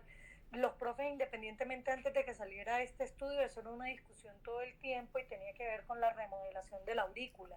Y ellos decían como que si nosotros tenemos una aurícula que realmente no tiene un volumen tan grande, no está tan dilatada, tiene una dilatación leve, incluso a veces llegaban a moderada, ellos siempre, y no había trombos ni nada, ellos siempre buscaban llevar al paciente a ritmo sinusal para preservar la patada auricular y evitar la remodelación. Y yo Martínez, creo que habían sorprendido los dos argentinos cuando Perdón, qué pena con usted. Oye. ¿Qué? Perdí la idea. Mantenían la patada auricular. O sea, claro, mantener la patada auricular en verdad es muy importante y yo sí creo que sí, o sea, que este estudio va a cambiar mucho la guía y esto va a cambiar la guía completamente. Entonces yo siempre voy a votar por mantener a un paciente en ritmo sinusal, o sea, para mí este estudio por eso me gustó muchísimo. Ahora, algo que no pueden comparar, y lo que decía Diego, no sé si lo mencionó o no, pero es que el problema es que tú no puedes escoger, o sea, comparar un tratamiento farmacológico con un intervencionista, porque es que tú vas a tener, a pesar de que el éxito no es el 100%, tú vas a tener mayores éxitos con una ablación que con un tratamiento farmacológico. Por lo general, cuando tú cardioviertes a un paciente farmacológicamente, la recurrencia es mucho mayor a cuando lo haces con ablación. Entonces realmente no son comparables. Entonces yo sí creo que lo que uno debería hacer es, si uno ve el beneficio, ya uno debería pensar en llevar a manejo electrofisiológico a sus pacientes, o sea. Y estoy completamente de acuerdo contigo, Nati. Yo creo que el estudio cometió ese error. O sea, bueno, ellos son epidemiólogos, ellos no son novatos, no son, sí, pero yo creo que el beneficio del estudio, como lo mencionó Diego, lo aportó la ablación, porque no te cargas todos los efectos adversos de los antiarrítmicos, pero más que uno pone amibarona, entonces se gana hipotiroidismo, hipertiroidismo, prolongación del QT, bueno, que es lo que nosotros tenemos a la mano, ¿no? Porque, bueno, que propafenona, que todo lo que tú quieras, pero eso no es tan frecuente. ¿Cuántos pacientes usted no han visto, sí? En cambio, la ablación, tú le haces ablación, inclusive, esto no lo hagan, ¿no? Pero hay algunos que dicen, no, pues quite la anticoagulación. No, la guía sí es clara, así usted le haga la ablación, si tiene antecedente auricular, lo mejor es mantenerlo anticoagulado. Porque hay una tasa de recurrencia que es paroxística. Pero de hecho, bueno, cuando tú llevas a un paciente a ablación, lo que se recomienda, no sé si eso ya cambió, pero la recomendación es que la anticoagulación la mantengas por lo menos 6 meses después del procedimiento. Sí. Y ya después de 3 a 6 meses, de hecho dicen, y ya de 3 a 6 meses, pues si ellos no ven recurrencia, ahí quitan anticoagulación. De acuerdo. El problema es detectar esa recurrencia. Listo. Pero sí no se puede comparar un manejo con ablación a uno farmacológico, o sea, no es comparable porque la recurrencia farmacológica es mucho mayor. De acuerdo, y ahí sí, nuevamente, ellos metieron todos dentro del mismo saco y el problema es que los que son afines a la epidemiología, y es cierto, ¿no? No, como el grupo es anti cardioversión de cualquier forma, pues le pongo medicamento. Me gustaría que saliera un subanálisis después, donde compararan ablación, fármaco, entre los dos, a ver de pronto cómo les fue, pero pues esperemos el tiempito a ver cómo se va desglosando la cosa. Diego, yo te iba a hacer una pregunta, qué pena contigo, yo el estudio realmente no me lo había leído, y te quería preguntar, era el seguimiento cuando tú dices fue a 5 años, último paciente que entró en aleatorización. O sea, el último paciente también cumplió los 5 años de seguimiento. No. O sea el seguimiento de los resultados grandes fueron 2 años. Exacto. Pero en promedio todos los pacientes, como algunos ingresaron desde el 2014 al 2020, en promedio fue un seguimiento de 5 años. Pero en sí, digamos que lo que mostraba en la gráfica es como los 2 años, es como ese punto grande de corte que ellos hacen para mirar con qué terapia quedó, qué le Porque hicieron, realmente si entonces cambió. no fue un seguimiento a 5 años, porque de pronto, y el primer paciente aleatorizado llegó a los 5 años. No, el primero llegó como 8, o sea, por eso le digo, el promedio de todos los pacientes Igor fue está 5 ahí, años. o Igor no está.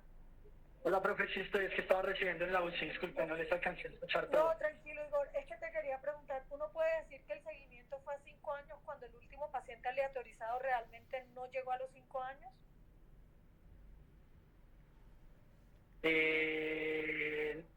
Si el último paciente no llegó, no, doctora.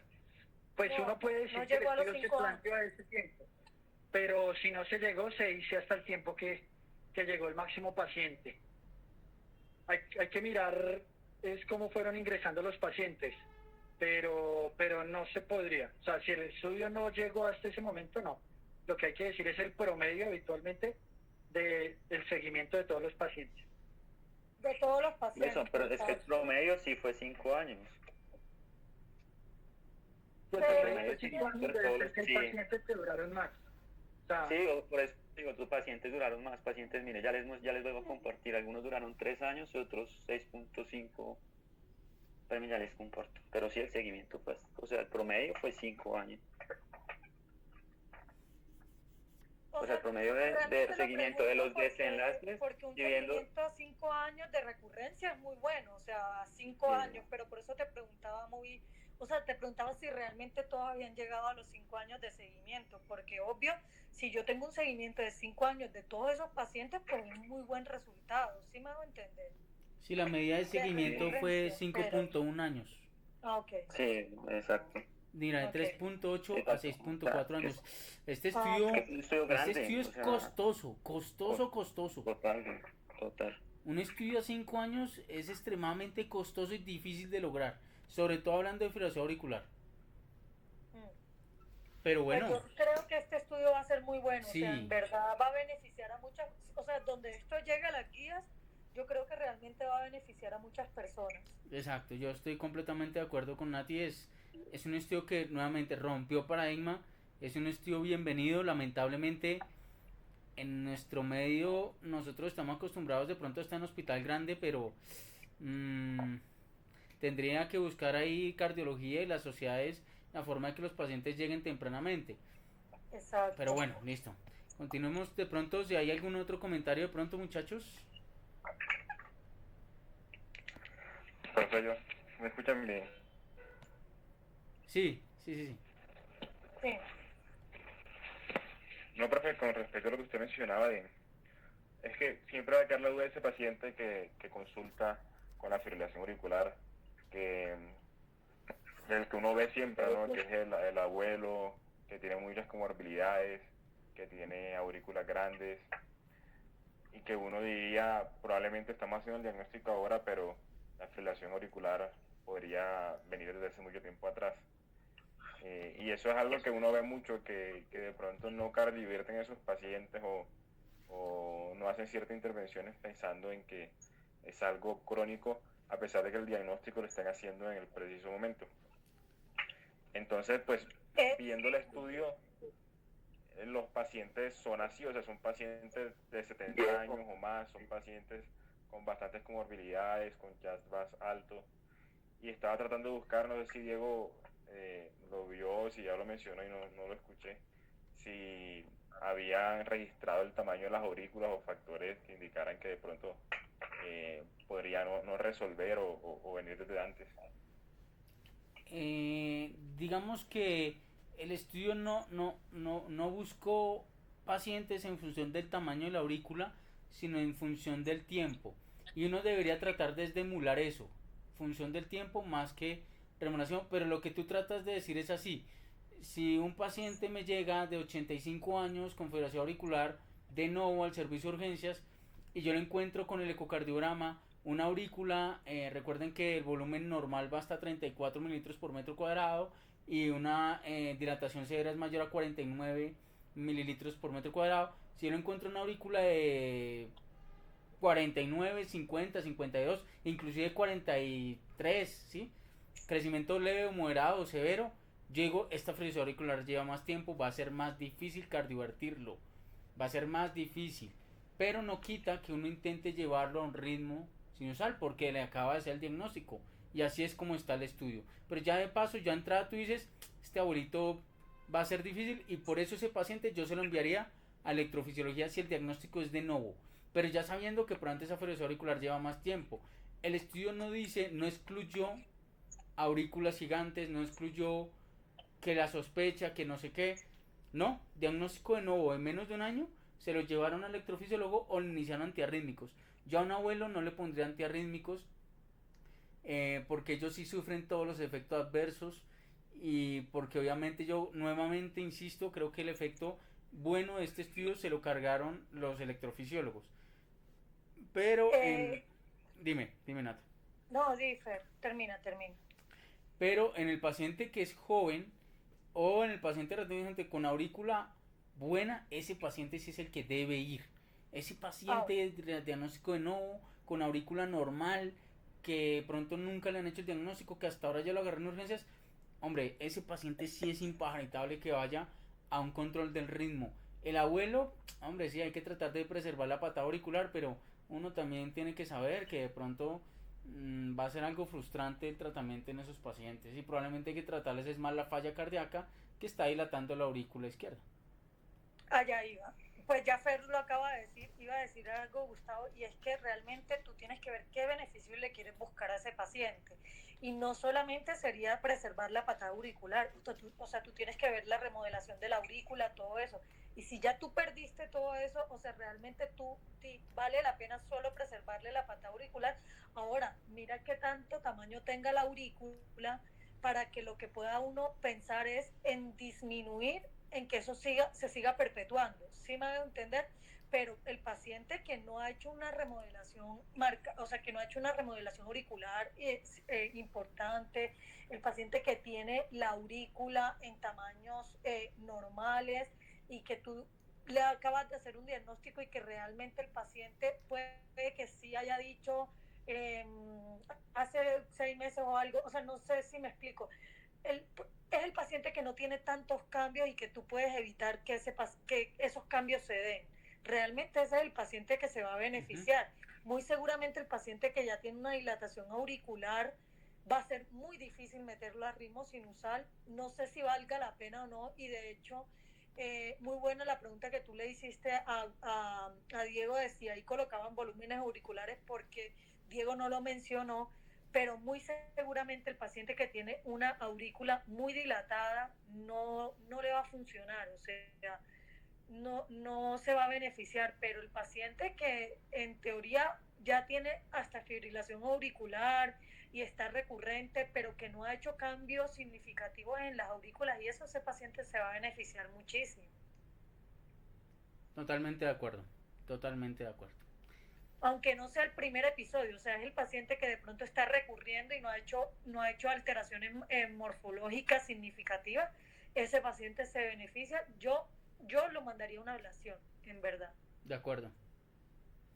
Y nuevamente, si ustedes miran la guía de taquicardias supraventriculares, es exactamente lo mismo, porque los tratamientos electrofisiológicos, ablaciones, mapeos, cada día generan menos efectos adversos, se está ganando más experiencia y ahora el beneficio, ahora sí se está viendo de todos esos estudios. Bueno, si les parece, continuamos con el siguiente estudio. Bueno, entonces, este estudio no ha sido aún publicado, es el estudio del Dr. Rami que se presentó en Escardio 2020 y nos habla de terapia antihipertensiva para prevención primaria o secundaria a lo largo de distintos tipos o distintos niveles de presión sanguínea. Hay que mencionar que el estudio realizado por el BPLTTC, que es un grupo que realiza muchos metaanálisis y tiene una gran base de datos, este grupo del BPLTTC reunió 48 estudios. El criterio, digamos, es que ellos buscaban estudios que tuvieran al menos 1000 pacientes que intentaran hacer control de presión arterial, y entre esos 48 estudios reunieron más de 350.000 pacientes. Así que lo que este grupo de panelistas y de investigadores, aparte de tener una gigantesca base de datos, lo que intentó es demostrarnos si lograr bajar la presión arterial a lo largo del tiempo disminuye desenlaces cardiovasculares dependiendo las cifras tensionales arteriales a partir de las cuales iniciemos un tratamiento. Ya lo veremos un poco mejor. ¿Por qué aparece este estudio? Porque la hipertensión arterial, aunque las guías nos ofrecen un rango 140-80, 140-90, 130-80, si se dan cuenta, entre el octavo joint, Escardio y la Sociedad Internacional de Hipertensión Arterial, no hay un rango fijo de hipertensión arterial. ¿Esto por qué por qué hay tanta controversia entre los rangos de presión arterial? Y es porque el Dr. Welton y otros distintos análisis como el estudio Sprint nos hablaban que a pesar de que nosotros tenemos un rango que todos aceptamos de hipertensión arterial como a partir de 140-90, en realidad el aumento de riesgo cardiovascular no aparece por encima de esa presión arterial, sino que aparece mucho antes. Y es por encima de 120-129 presión sistólica que aumenta el riesgo cardiovascular y aumenta o hay un exceso de mortalidad en los pacientes a lo largo del mundo. Entonces vean cómo a partir de que nosotros tenemos una presión arterial por encima de 115 a 120 milímetros de mercurio, comienza a aumentar el riesgo de enfermedad coronaria y de mortalidad por enfermedad coronaria. Y vean que inclusive si usted tiene una presión arterial que consideramos como normal alta, que el octavo joint por eso incluyó 130-85 como hipertensión arterial, a partir de ahí ya aumenta el exceso de mortalidad cardiovascular en nuestros pacientes. Entonces, digamos que ese punto de corte a partir del cual definimos hipertensión arterial, a pesar de que hay muchas guías, en realidad no está tan claro. Y ese no es el único problema. El problema es que hay demasiados pacientes con hipertensión arterial cuando tomamos el punto de corte de más de 140 mililitros de mercurio.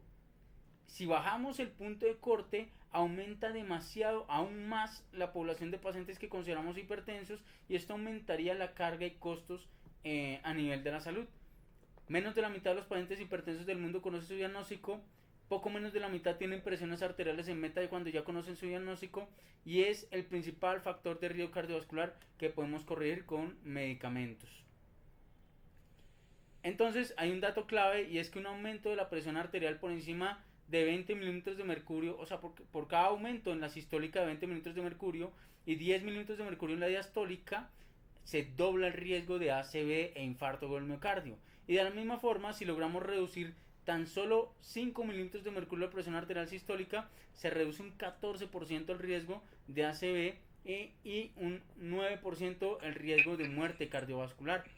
Elevarse la presión arterial, independientemente en donde estemos, aumenta más el riesgo cardiovascular, y solo reducir 5 milímetros de mercurio reduce más de casi un 20% el riesgo de ACV que genera tanta discapacidad. Entonces aquí está la gran controversia entre las guías de hipertensión arterial en los distintos puntos del mundo, en donde siempre nos han definido hipertensión arterial, que es la que todos conocemos como más de 140-90, pero las presiones arteriales que nos hablaba el Dr. Welton en el octavo joint ya nos bajó la presión arterial como hipertensión por encima de 130-80. Ojo que aquí hay siempre una malinterpretación de las guías, y aquí es donde realmente uno tiene que coger la evidencia con pinzas. Este rango de hipertensión arterial se venía observando o se venía tomando de estudios observacionales, buscando lo que era normal o anormal dependiendo de la frecuencia a lo largo del mundo. Este rango se basa más a partir de qué presión arterial aumenta el riesgo cardiovascular. Pero el Dr. Welton y los que hicieron el octavo joint dijeron que las guías se malinterpretaron, porque a partir de 130-80 uno sí puede decir que tenía hipertensión arterial tipo 1, estadio 1, pero en el estadio 1 lo que recomendaban inicialmente era que si el paciente no tenía factores de riesgo cardiovascular, darle terapia no farmacológica, que la terapia no farmacológica puede bajar hasta 10 a 20 mililitros de mercurio la presión arterial, y si tenía factores de riesgo cardiovascular, iniciar medicamentos antihipertensivos. Entonces aparece el BP-LTTC, y es en donde este estudio nos dicen que, y yo les pido estas diapositivas un poco borrosas, son las que se consideran del Congreso, porque realmente el estudio no ha sido publicado, y es que sabemos todos que bajar la presión arterial es una estrategia efectiva para disminuir el riesgo cardiovascular, pero hay una incertidumbre acerca de los efectos cardiovasculares de cuando esas presiones están por debajo de lo que consideramos hipertensión arterial, bien sea como prevención primaria o como prevención secundaria. Así que hay un conflicto en las guías acerca de cuándo y qué tanto bajar la presión arterial, o más bien cuándo iniciamos el tratamiento antihipertensivo.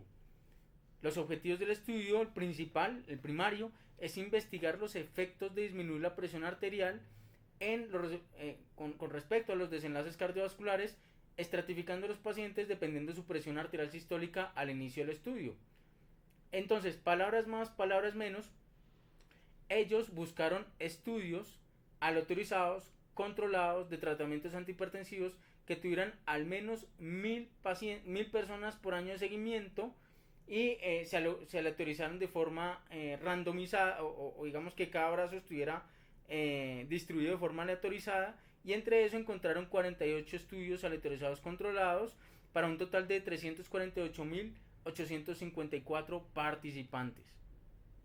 El desenlace primario, y bueno, aquí de pronto no nos cuentan esto en esta diapositiva, pero entonces esos 348.000 pacientes los dividieron en pacientes con enfermedad cardiovascular conocida, o sea, prevención secundaria, o sin enfermedad cardiovascular conocida, prevención primaria, y cada uno de esos dos grupos lo dividieron en 7 grupos que van desde presión arterial de 120 a 130, 130, 140, 140, 150, 160, 150, 160, 160, 170 y más de 170 milímetros de mercurio. Y miraron al iniciar, dependiendo cada una de esas presiones, cómo les iba a cada paciente. Desenlace primario, eventos cardiovasculares mayores, ACV fatal y no fatal, los que siempre conocemos, infarto fatal o no fatal, enfermedad o cardiopatía isquémica, falla cardíaca que lleva a muerte o que requiere alguna hospitalización. Entonces el seguimiento fue en promedio 4.13 años para pacientes sin enfermedad cardiovascular conocida y para pacientes en prevención secundaria 3.7 años. Una gran representación de mujeres teniendo en cuenta el resto de estudios o otros estudios históricos cardiovasculares, 49% para prevención primaria y 33% para prevención secundaria. La edad promedio para prevención primaria fue 65 años, para prevención secundaria 65 años. Las presiones de inicio cuando los pacientes arrancaron el estudio, cuando se arrancaron cada uno de esos estudios, era en promedio 155, 157, 89 para pacientes en prevención primaria y 146, 84 para prevención secundaria. Probablemente estos pacientes, después de que tienen una ACV, después de que tienen un infarto, después de que tienen un evento cardiovascular, pues se buscan un poco más las metas de presión arterial, pero ven que aún así en estudios que son aleatorizados controlados, esos pacientes no tienen presiones por debajo de 140-80. El primer mensaje, probablemente los pacientes así estén en prevención secundaria, no los controlamos bien. Y aquí están las categorías. 1, 2, 3, 4, 5, 6, 7 categorías para dos grupos. Entonces vean lo que les comentaba, de esos 380.000 pacientes que encontraron, los dividieron en dos grupos, prevención primaria o prevención secundaria, y cada uno de esos grupos los estratificaron dependiendo de la presión arterial. ¿Listo?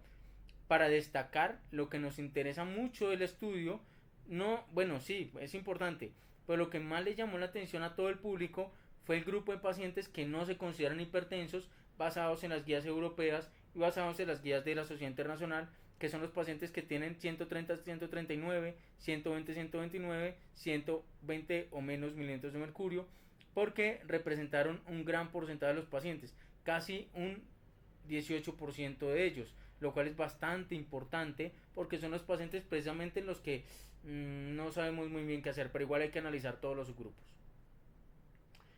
Entonces, los pacientes, pues realmente entre prevención primaria, pues obviamente no vamos a encontrar pacientes con enfermedad cerebrovascular ni cardiopatía isquémica, porque si la tienen ya sería prevención secundaria.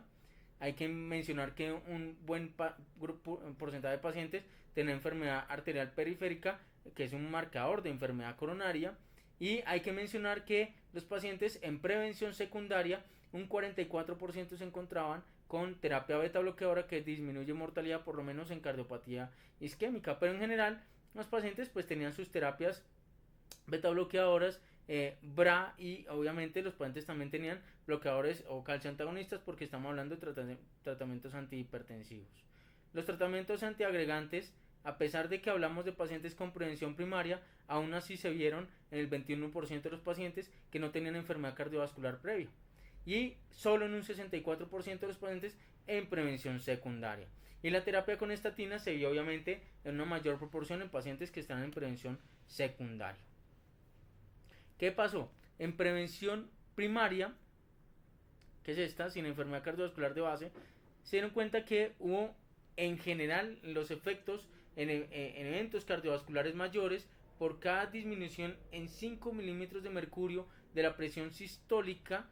Vean cuánto se reduce la mortalidad cardiovascular y los eventos cardiovasculares mayores en pacientes en prevención primaria. Esto yo creo que ya lo sabíamos mucho, ¿no? Y es que en realidad en los pacientes, cuando los tenemos tanto en prevención secundaria como en prevención primaria, por cada reducción de 5 milímetros de mercurio se reducen los MACE, los eventos cardiovasculares mayores. Digamos que este desenlace ya lo conocíamos un poco. Y dependiendo de los resultados, aquí sí de pronto es bastante importante mencionar que dependiendo la intervención contra el comparador, o sea, dejarles antihipertensivos versus no dejar tratamiento antihipertensivo obsesivo, tanto en pacientes con prevención primaria como en prevención secundaria, se lograron reducir los eventos cardiovasculares mayores, se logró reducir el ACV, se logró reducir la enfermedad, la cardiopatía isquémica, se logró reducir la falla cardíaca y se logró reducir de forma significativa como prevención primaria la mortalidad cardiovascular. Entonces, dar tratamiento antihipertensivo, reducir la presión arterial, independientemente los niveles de presión arterial que tengamos al inicio o cuando encontremos nuestros pacientes, reducen desenlaces cardiovasculares mayores, bien sea como prevención primaria o secundaria. Esto quizás ya lo sabíamos previamente, pero no lo confirma y no lo sedimenta el estudio. Pero esto es lo que nos muestra el estudio BPL-TLLC, que es lo que de pronto más nos llamó la atención y lo que rompe, esto sí rompe definitivamente el paradigma de tratamiento de presión arterial. Y pónganle cuidado a lo que encontraron. Si su paciente, o bueno, en los estudios que les pusieron tratamiento antihipertensivo, así estuviera la presión arterial por debajo de 120 milímetros de mercurio, si era prevención secundaria, así la presión arterial esté normal, si le iniciamos tratamiento antihipertensivo, reduce desenlaces cardiovasculares, así la presión arterial esté normal. Eso aplica para presión arterial de 120 a 129, bueno, 130 a 139 no, pero para el resto de presiones arteriales también.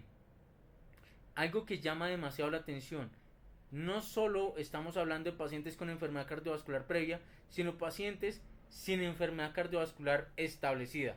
También como prevención primaria, iniciar tratamientos antihipertensión con presiones arteriales menores de 120 milímetros de mercurio, o lo que nos hablaba el doctor Welton, 130 a 139 milímetros de mercurio, redujo desenlaces cardiovasculares. Y este desenlace tomó a todo el mundo por sorpresa. Si usted un paciente lo coge con enfermedad cardiovascular o sin enfermedad cardiovascular, pero probablemente con factores de riesgo para la misma, y le reduce 5 milímetros de mercurio con tratamiento antihipertensivo, le disminuye mortalidad. Las conclusiones. El efecto relativo de reducción en la presión arterial es proporcional a la intensidad de la reducción de presión arterial, eso ya lo sabíamos. Cada 5 milímetros de mercurio de reducción en la presión arterial sistólica se reducen los eventos cardiovasculares mayores por un 10% de ACV, por un 13%, falla cardíaca 14%, cardiopatía isquémica 7% y muerte 5%. No hay evidencia de que los efectos proporcionales varían dependiendo de la presión arterial, o sea, este beneficio de reducir la presión arterial 5 milímetros de mercurio con medicamentos antihipertensivos no depende tanto de la presión arterial de base. Y no necesariamente hay que esperar presiones por encima de 120 milímetros de mercurio, hablando tanto en el escenario de prevención primaria como prevención secundaria. Entonces la decisión para iniciar una terapia antihipertensiva no debería estar basada únicamente en un mero dato de presión arterial, sino más bien en el riesgo cardiovascular de cada paciente. Los tratamientos antihipertensivos deberían ser más bien considerados como un modificador del riesgo cardiovascular y no simplemente para bajar la presión arterial. Eso es lo que nos trae el estudio BPL-TTC. Me gustaría escuchar sus opiniones. Muchas gracias.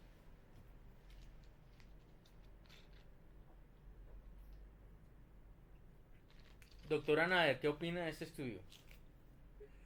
Puede ser, ya yo había comentado el estudio contigo previamente, Sí. ya yo había revisado este estudio, de hecho me tocó exponerlo también, y pues realmente nos pareció muy interesante, o sea, saber que reducir la tensión arterial en pacientes que no han tenido ningún desenlace, no han tenido infarto, no han tenido ACV, no han tenido nada, y saber que reducirles la tensión arterial, a menos de lo que nosotros estábamos pensando, tuvo beneficio en reducción de riesgo tan significativo, pues es muy bueno, y pues yo creo que hay que implementarlo porque los resultados sí fueron estadísticamente, perdón. Contundentes, sí, sí. Contundentes, ya eso lo habíamos hablado, exacto, o sea, en verdad muy bueno el estudio porque es que sirvió tanto para los pacientes que no tenían riesgo cardiovascular, tanto para prevención primaria como para prevención secundaria. De hecho, lo único que, si no recuerdo, que no hubo ninguna significancia estadística fue en muerte en los pacientes que ya tenían antecedentes cardiovasculares. Fue lo único que no hubo ninguna significancia estadística, pero el resto todo fue con significancia estadística. Entonces, pues, Sí. sí hay que reducir. O sea, sí hay que optimizar mucho el manejo antihipertensivo en todos los pacientes. De acuerdo, yo creo que es que el estudio es difícil de interpretar porque, y es así como tú lo dices, Nata, yo estoy completamente de acuerdo. Yo creo que si usted tiene un paciente con factores de riesgo cardiovascular o si ya tuvo un evento cardiovascular y usted quiere bajarle el riesgo de un nuevo evento, lo que nos dice el estudio es bájele 5 milímetros de mercurio a la presión arterial. Sí. Ah, que tiene 120/80, no importa, bájale la presión, pero es que yo quiero que ustedes recuerden la primera gráfica que les mostré de Nature, la revisión de hipertensión arterial que está 1000% recomendada del mismo doctor Welton, que yo lo sigo mucho y me parece que de pronto le echaron demasiados tomates cuando de pronto él nos estaba hablando una verdad. Y recuerden que el riesgo cardiovascular aumenta por encima de 115 milímetros de mercurio.